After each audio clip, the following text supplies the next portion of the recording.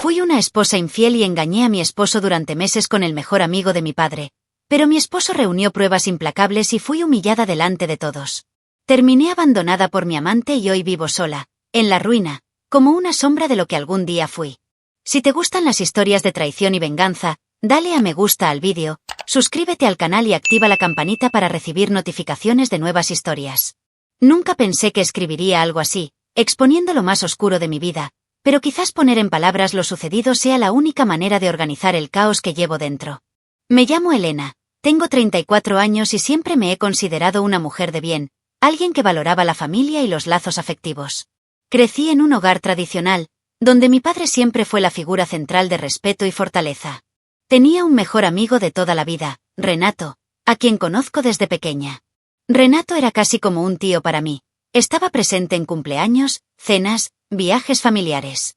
Era el tipo de hombre que sabía cómo conquistar cualquier habitación, siempre con una broma fácil y una sonrisa seductora, a pesar de su avanzada edad. Nunca imaginé que un día esta presencia familiar se transformaría en algo que trascendería todos los límites que juré nunca cruzar. Me casé joven, a los 25 años, con Daniel, un hombre trabajador, cariñoso y dedicado. Era ingeniero civil y pasaba horas en la oficina, pero nunca dejaba de ser atento. Era el esposo que muchos amigos decían haber soñado tener, y yo creía sinceramente que lo amaba.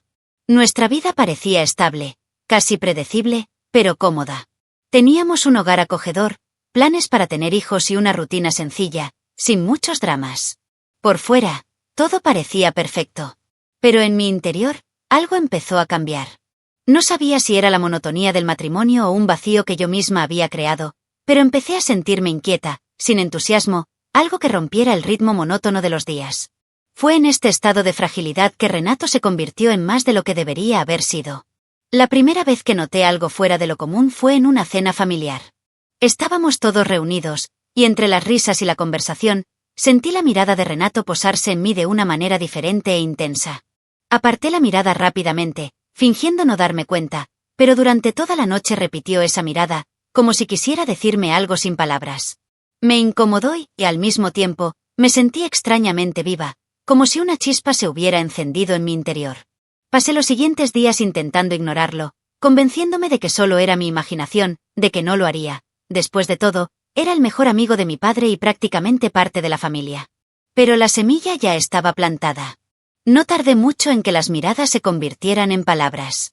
Renato empezó a enviarme mensajes inocentes, preguntándome por mi trabajo y haciéndome cumplidos. Al principio, pensé que era dulce, una atención inesperada, pero pronto los cumplidos adquirieron un tono diferente. Hablaba de mi belleza, diciendo que era más madura, más atractiva. Debería haberlo interrumpido en ese instante, haberlo bloqueado y marcharme. Pero no lo hice. Respondí. Al principio con timidez, luego con más audacia. Con cada mensaje, sentía que el corazón se me aceleraba como no me había pasado en años. Estaba mal, lo sabía, pero era adictivo. Las conversaciones secretas continuaron durante semanas, hasta que llegó la inevitable invitación.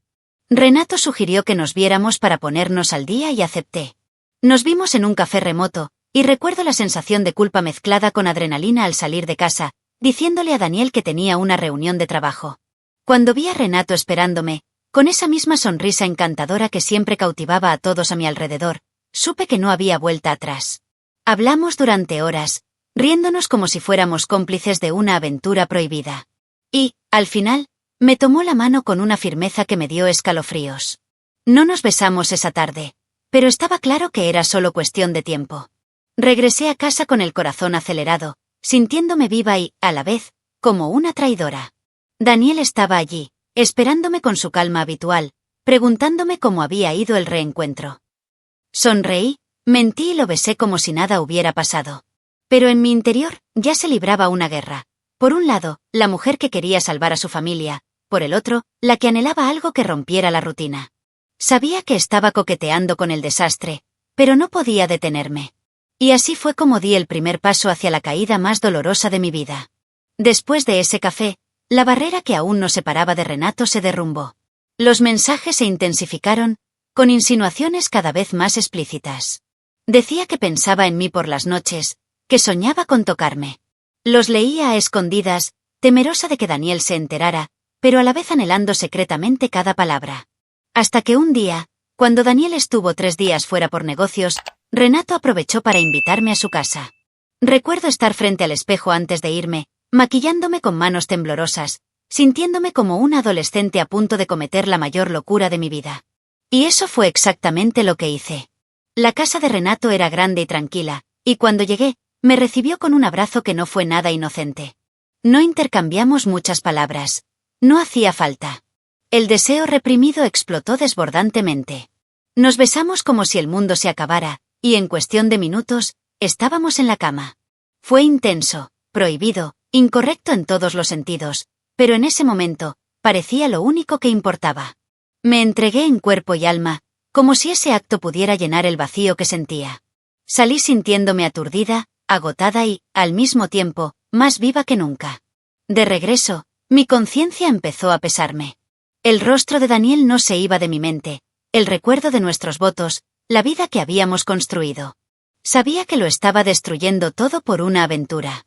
Pero cuando Renato me escribió unas horas después diciendo, «Ya te extraño», me di cuenta de que no podía parar. Y no lo hice. Ese fue solo el primero de muchos encuentros. Con el tiempo, mis encuentros con Renato dejaron de ser solo aventuras esporádicas para convertirse en parte de mi rutina secreta. Me asombraba la naturalidad con la que excusaba a Daniel, siempre con una sonrisa convincente. A veces le decía que tenía que quedarme hasta tarde en el trabajo, otras veces quedaba con amigos, algo que él nunca cuestionaba porque confiaba en mí casi ciegamente. Esta confianza, que debería haber sido motivo de orgullo, fue lo que me apuñaló en la madrugada, cuando yacía a su lado fingiendo dormir, aún sintiendo el peso de las manos de Renato sobre mi cuerpo. Era un juego peligroso, y sabía que no podía durar para siempre, pero la sensación de adrenalina mezclada con deseo me cegaba a cada paso. Renato parecía disfrutar de la situación. Más que vivir esa pasión prohibida, le gustaba recordarme el riesgo que corríamos, como si cada encuentro fuera una especie de conquista para él. A veces decía cosas que me incomodaban, como «¿Has pensado alguna vez en qué pasaría si Daniel se enterara?», pero siempre con una risa irónica, como si todo fuera una broma. Me reí con él, intentando parecer relajada, pero por dentro me estaba carcomiendo. Aún así, cuando me llamó, fui. Era como si fuera adicta a algo que sabía que me hacía daño, pero no podía quitármelo de encima. Fue durante una de estas escapadas que me di cuenta de que Daniel empezaba a sospechar. Había salido a ver a Renato con el pretexto de una reunión con un cliente en la oficina. Regresé más tarde de lo previsto, agotada, y al llegar a casa encontré a Daniel sentado en el sofá, con la tele apagada, mirándome en silencio. Me preguntó si la reunión había sido productiva, y yo, intentando parecer despreocupada, inventé detalles que no recordaba bien al día siguiente. Me escuchó en silencio, asintiendo solo, pero ese silencio denso me siguió hasta el dormitorio, y por primera vez sentí que había cruzado una línea invisible. Durante los siguientes días, noté que empezó a observarme más. Me preguntaba detalles triviales de mi día, buscaba pequeñas inconsistencias en mis historias, y cuando me trababa con una respuesta, simplemente sonreía de forma extraña, como si escondiera un as bajo la manga. Fue entonces cuando me di cuenta de que Daniel no era tan ingenuo como creía. Estaba esperando el momento oportuno para actuar, y esta espera silenciosa era más tortuosa que cualquier discusión. El detonante llegó un sábado por la mañana. Dejé el teléfono en la mesa de la cocina mientras preparaba café, y Renato me envió un mensaje que cayó como una bomba: «Aún puedo saborear tu piel». Al volver, encontré a Daniel de pie frente al teléfono, serio y con la mirada fija en la pantalla. Intenté excusarme diciendo que solo era un amigo juguetón, pero me entregó el teléfono y se fue de casa sin decir nada. Pasé el resto del día presa del pánico, llamándolo sin respuesta, esperando una explosión que nunca llegó. El silencio era aún más aterrador porque demostraba que lo procesaba todo, calculando cada paso. Y si algo sabía de Daniel, era que nunca hacía nada sin pensar. A partir de entonces, empecé a vivir en constante estado de alerta. Cada vez que regresaba de una reunión con Renato, mi corazón se aceleraba con solo ver a Daniel sentado a la mesa, como si me esperara. No había discusiones ni acusaciones, solo un silencio que me consumía. Sabía que estaba reuniendo pruebas, y este miedo se agudizaba cada día. Aún así, seguía apegada a Renato, incapaz de romper el vínculo, como si caminara conscientemente hacia el abismo. Las semanas siguientes fueron un auténtico infierno psicológico. Daniel ya no disimulaba su interés por mí. Lo que antes eran preguntas sutiles sobre mi horario ahora eran pruebas claras, casi trampas. Llamaba inesperadamente cuando decía que estaba en algún sitio, preguntaba los nombres de supuestos compañeros de trabajo e incluso comprobaba el kilometraje del coche, como para asegurarse de que realmente había ido a donde decía que había ido. Intenté mantener la calma, pero con cada detalle, me daba cuenta de que me estaba enredando en contradicciones que él guardaba silencio. Su frialdad era aterradora porque no era ira ni desesperación, era cálculo. Renato, por otro lado, parecía disfrutar de la tensión. Dijo que Daniel jamás tendría el valor de enfrentarse a nada, que los hombres preferían engañarse a sí mismos antes que admitir que los habían traicionado. Quería creerle, pero no podía ignorar las señales. Daniel se estaba volviendo cada vez más distante emocionalmente, pero al mismo tiempo más atento a los detalles. Era como vivir al lado de un investigador que me dejaba libre para cavar mi propia tumba. Empecé a notar pequeños gestos que delataban el cambio. Daniel se ponía a trabajar en su computadora por la noche, algo que nunca hacía, y siempre cerraba las pestañas cuando me acercaba. Un día, dejé una blusa en casa de Renato y casi me vuelvo loca de miedo de que Daniel se diera cuenta. Corrí allí a la mañana siguiente con el pretexto de ir al supermercado, solo para recuperar la prenda antes de que sospechara. Mi corazón latía a 1000, como si cada segundo fuera un paso más hacia lo inevitable. Lo que no sabía era que Daniel ya había empezado a reunir pruebas. Más tarde descubrí que había contratado a un investigador privado, algo que ni siquiera había considerado. Mientras me creía lista, borrando mensajes y poniendo excusas, alguien nos seguía, tomando fotos, grabando cada movimiento de Renato y mío. Me enteré de este detalle mucho después, pero lo cierto es que la red ya se estaba cerrando, y yo ni siquiera me había dado cuenta. Uno de los momentos que más me impactó fue una noche en que llegó del trabajo y, en lugar de besarme como siempre, se me quedó mirando y dijo: «Qué curioso lo feliz que has estado últimamente». Eso me dejó helada. La declaración no era una acusación directa, pero tenía un peso que casi me hizo confesar en el acto. Pero me eché atrás, optando por mantener la farsa, creyendo que podía mantenerlo todo bajo control. Poco sabía que mi control se había desvanecido hacía tiempo. Renato, al percibir mi nerviosismo, empezó a aislarse emocionalmente. No quería lidiar con las consecuencias de un descubrimiento, solo con la emoción del secreto. Mientras yo sufría de culpa y miedo, él seguía viviendo como si nada fuera serio, como si todo fuera un juego emocionante. Y fue entonces cuando me di cuenta de lo sola que estaba. Por un lado, un esposo que preparaba en silencio el golpe final, por el otro, un amante sin ningún interés en protegerme, solo en disfrutar de cada encuentro hasta que el castillo se derrumbara. En el fondo, ya sabía que estaba viviendo los últimos capítulos de aquella farsa. Cada mirada de Daniel me recordaba que el tiempo se agotaba. No sabía cuándo ni cómo, pero estaba segura de que me confrontaría, y que esta confrontación no sería privada, sino algo mucho más grande, capaz de destruir todo a mi alrededor. El día de la caída llegó tan de repente que parecía una escena de película. Daniel había organizado una reunión familiar en casa de mis padres, diciendo que quería compartir noticias importantes. Me pareció extraño, pero no lo cuestioné, porque para entonces ya estaba acostumbrada a aceptar cada gesto suyo en silencio, temerosa de que cualquier pregunta se interpretara como sospecha. Cuando llegué, la sala estaba llena. Mis padres, mi hermana, algunos tíos e incluso Renato estaban allí, invitado como siempre a las reuniones familiares. Sentí un escalofrío, pero no dije nada. Daniel empezó la reunión con calma, hablando de trabajo y planes de futuro, casi como si fuera una reunión normal. Intenté seguir la conversación, pero el corazón me latía a 1000, como si presintiera que algo iba a pasar. Y así fue. En un momento dado, se levantó, sacó una carpeta de su mochila y dijo: «Quiero mostrarles algo. Creo que es hora de que salga la verdad». Abrió la carpeta y empezó a repartir copias de fotografías, mensajes impresos e informes. Mi mundo se derrumbó al ver la primera imagen, Renato y yo entrando juntos en un motel, claramente identificables. Me temblaban las piernas, se me cortaba la respiración y sentía la mirada penetrante de todos los presentes clavándose en mí como cuchillas. Daniel mantuvo la calma, explicando cada detalle, mostró hojas de horas, capturas de pantalla de conversaciones que juraría haber borrado, informes del investigador privado que me había seguido durante semanas. Todo estaba allí, organizado como un expediente, imposible de negar. El silencio en la habitación era sofocante, roto solo por el sonido de las páginas al pasar. Mi madre se tapó la boca con la mano, incrédula, mientras mi padre, de pie, miraba a Renato con una furia que nunca antes le había visto. «¿Mi mejor amigo?», gritó, con la voz cargada de dolor y decepción.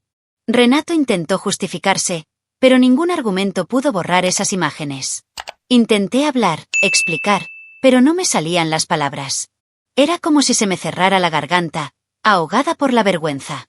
Daniel se giró hacia mí y, por primera vez desde que todo empezó, dejó atrás su frialdad.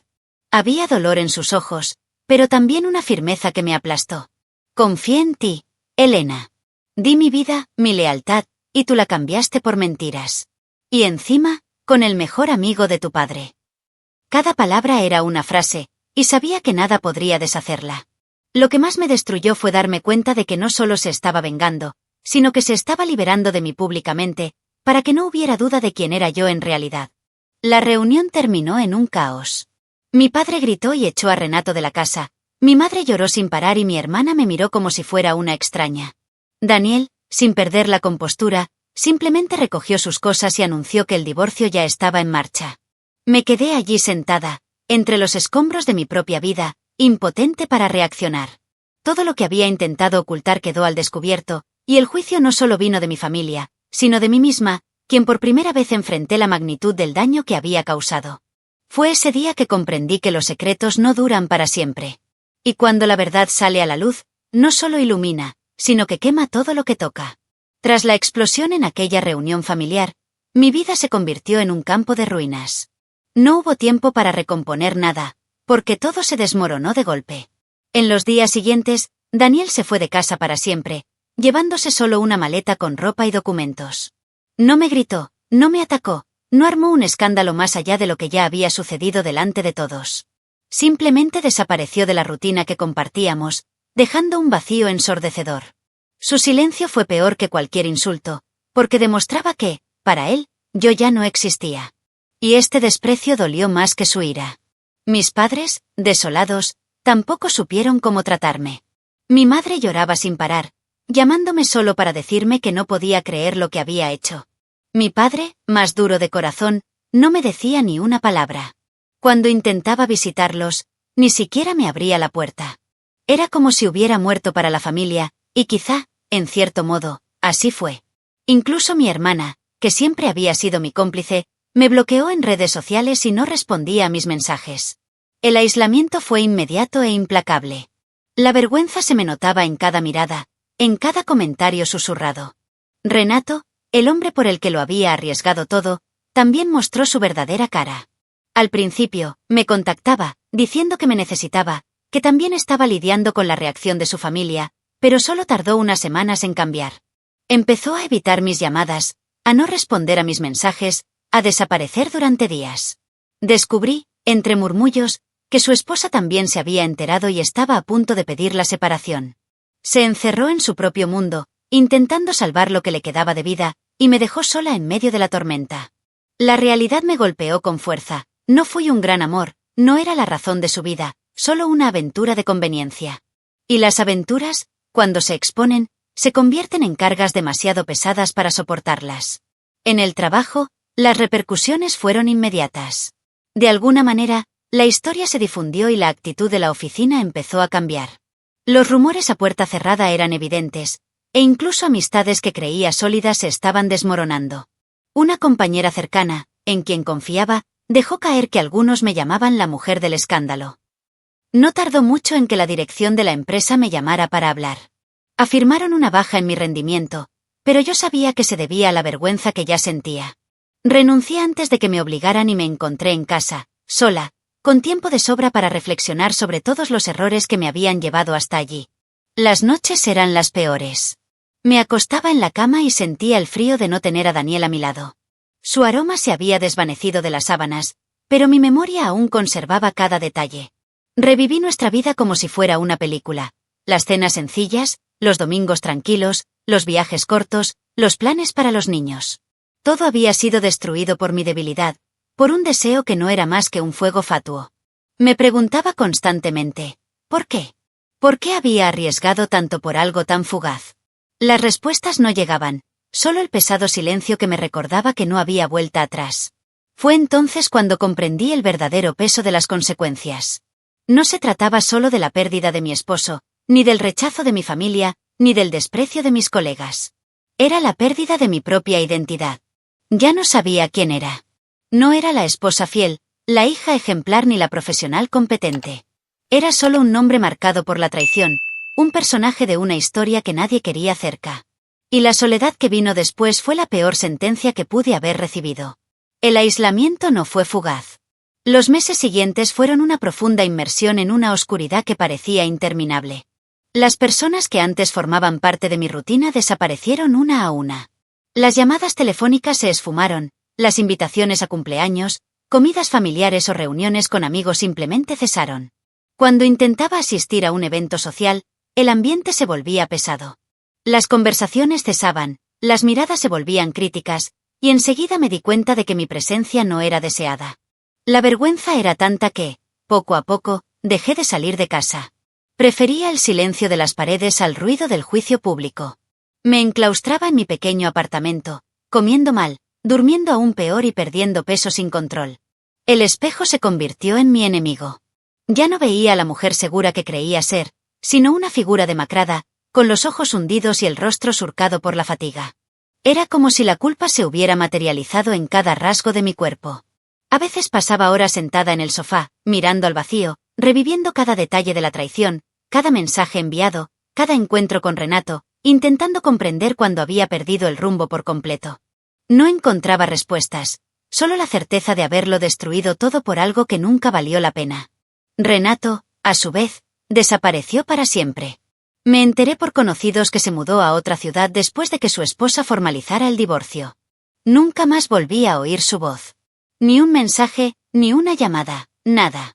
Había arriesgado mi matrimonio, mi familia y mi reputación por un hombre que ni siquiera tuvo el valor de afrontar las consecuencias conmigo. Esta constatación fue como una segunda caída, quizás incluso más dolorosa que la primera. Porque si al principio todavía creía haber experimentado la pasión, ahora entendía que simplemente me habían utilizado, parte de un capricho egoísta que me había costado caro. Daniel, en cambio, siguió adelante admirablemente. Vi algunas fotos de él en redes sociales, siempre rodeado de amigos, con una sonrisa sincera, como si hubiera renacido tras el fin de nuestro matrimonio. Parecía más ligero, más feliz.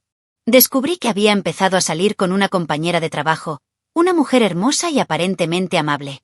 Me dolió ver que él había encontrado la fuerza para reconstruir su vida, mientras yo me hundía cada vez más. Fue la prueba definitiva de que la justicia, en cierto modo, se cumple sola. Quienes cometen errores pagan el precio, y quienes sufren encuentran la manera de rehacerse. Hubo momentos en que pensé en desaparecer para siempre, en huir a un lugar donde nadie me conociera, donde mi nombre no fuera sinónimo de vergüenza. Pero no tuve el coraje. Cargar con la culpa se sentía como un castigo del que no podía liberarme simplemente cambiando de dirección. Era un peso que llevaba dentro, que viajaba conmigo a donde quiera que iba. Cada mañana, al abrir los ojos y ver el techo de mi apartamento, sabía que estaba atrapada dentro de mí misma. No había escapatoria. El declive económico también llegó rápidamente. Sin un trabajo estable, viviendo de pequeños trabajos de consultoría que apenas cubrían mis gastos, tuve que vender ropa, muebles e incluso algunas joyas que había ahorrado. La vida cómoda que había llevado con Daniel parecía un sueño lejano, y ahora luchaba por evitar ser absorbida por la pobreza. Algunos días, pensaba en llamarlo para pedirle ayuda, pero no tenía el valor. Sabía que cualquier contacto sería una prueba más de mi debilidad. Así que lo soporté en silencio, esperando que el tiempo aliviara el dolor. Pero el tiempo no sanaba. Solo profundizaba la herida. Un año después de la exposición, cuando ya lo había perdido casi todo, el destino decidió que aún no había terminado conmigo. Me invitaron, contra mi voluntad, a la fiesta de cumpleaños de mi sobrina. Mi hermana me llamó y me dijo que quería que estuviera allí, incluso contra el consejo de mis padres.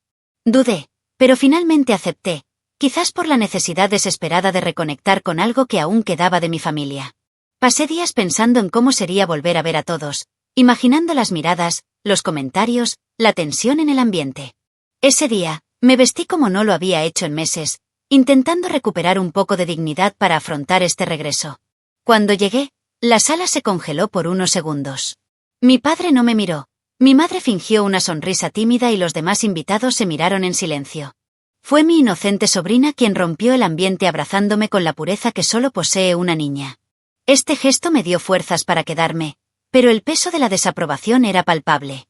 Pasé la fiesta intentando mantener un perfil bajo, evitando miradas directas, sentada en un rincón, como si fuera una invitada indeseada a la que todos toleraban solo por obligación. Pero el verdadero enfrentamiento ocurrió cuando apareció Daniel.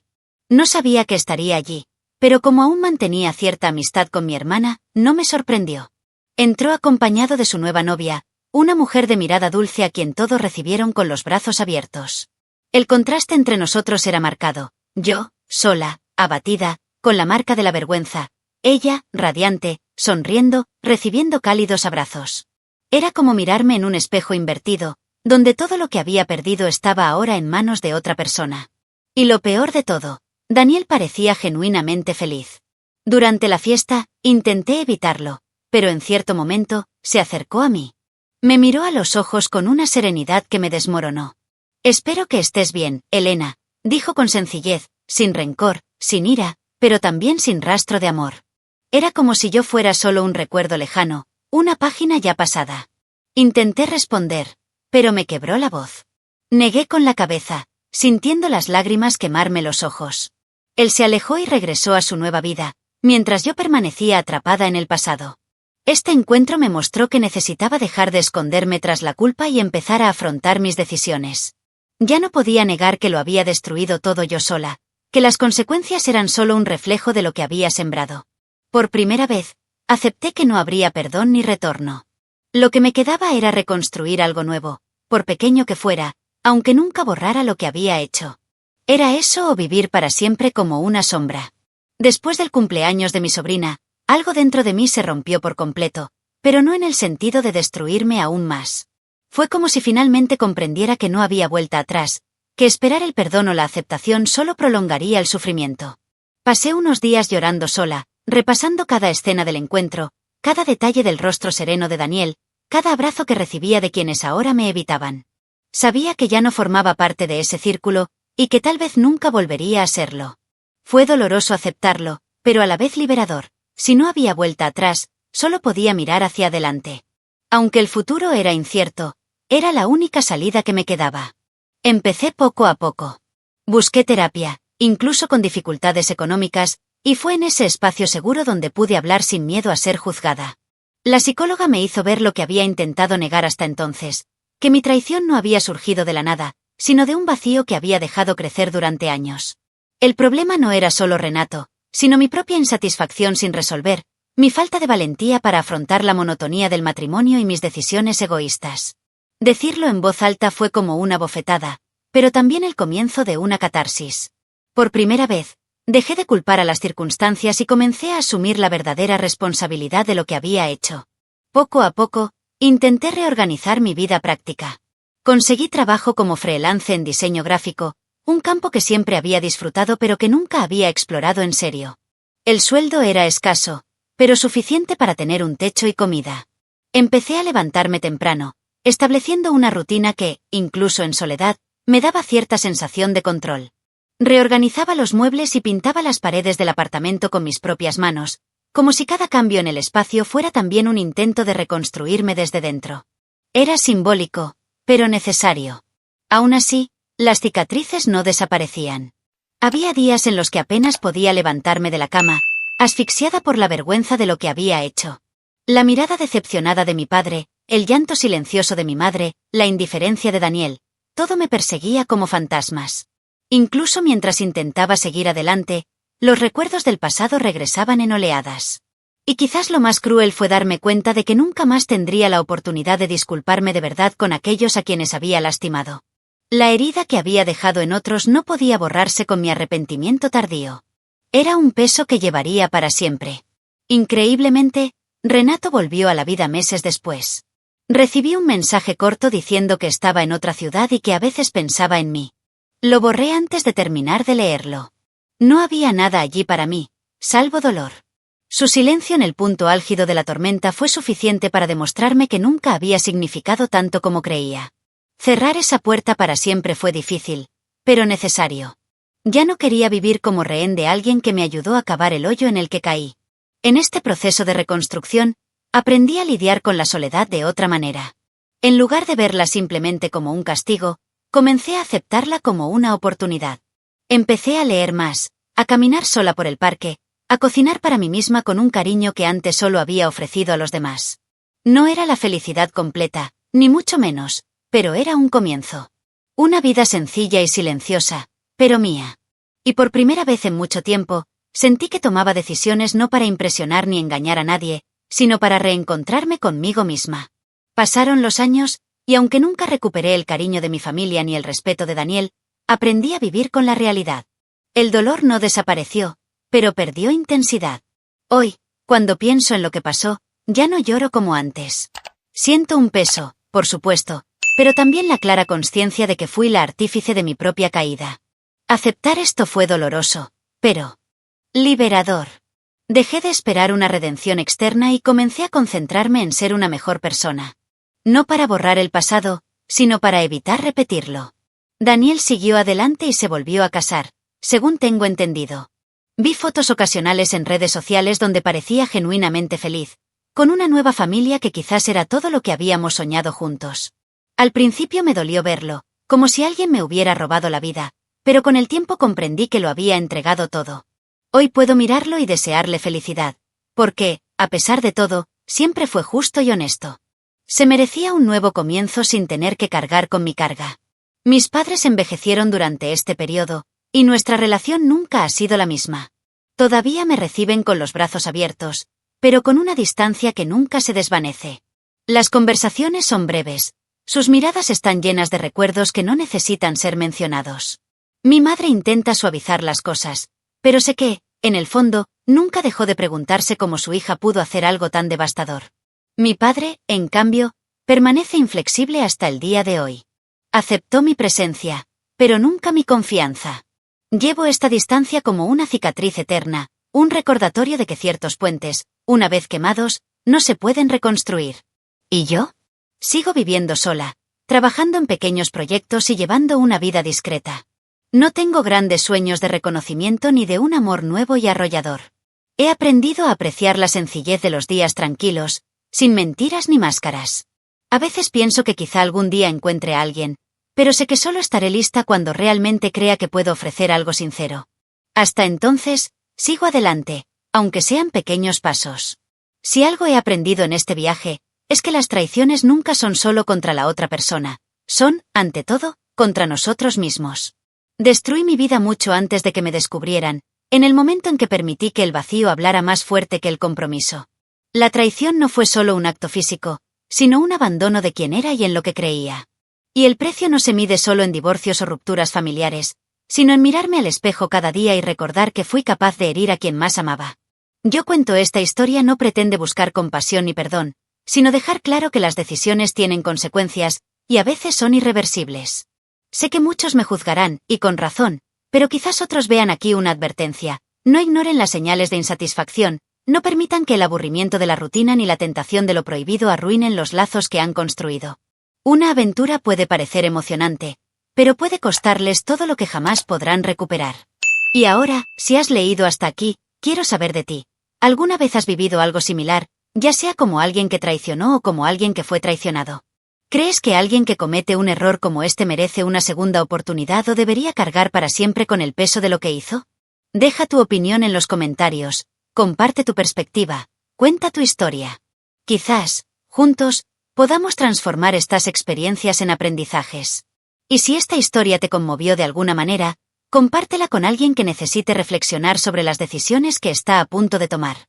Porque, al final, todos estamos hechos de errores y aciertos, y es en el intercambio honesto que encontramos la fuerza para seguir adelante.